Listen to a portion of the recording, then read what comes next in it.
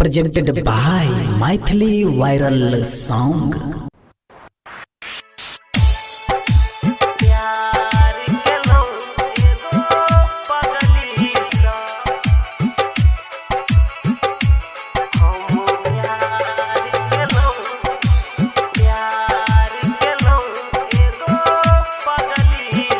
अभी आप सुन रहे हैं आर रिकॉर्डिंग स्टूडियो से।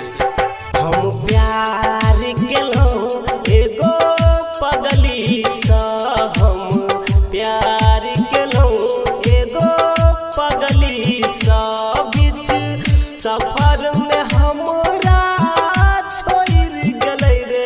हम प्यार केलो एगो पगली सा, हम प्यार केलो एगो पगली सा।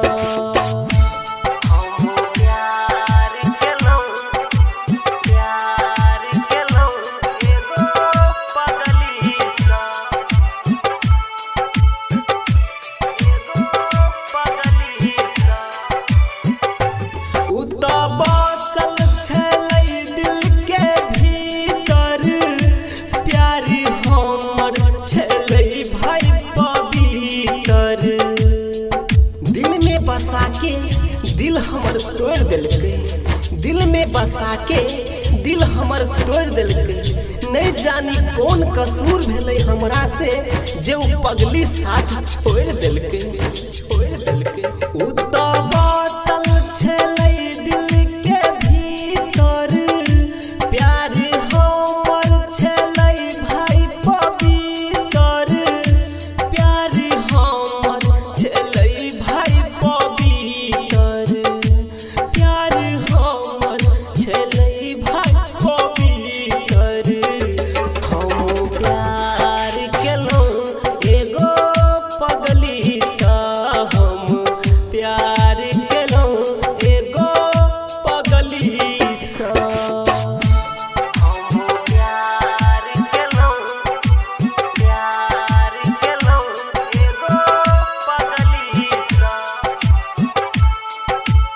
अभी आप सुन रहे हैं आर रिकॉर्डिंग स्टूडियो से।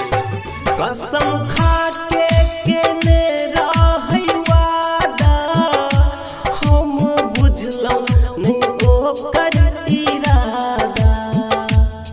बेवफा छै दुनिया एतबार नहीं करू, हर पल देत धोखा केकरो से प्यार नहीं करू। बेशक मिट जाई जिंदगी पर केकरो इंतजार नहीं करू, केकरो इंतजार नहीं करू। कसम खा के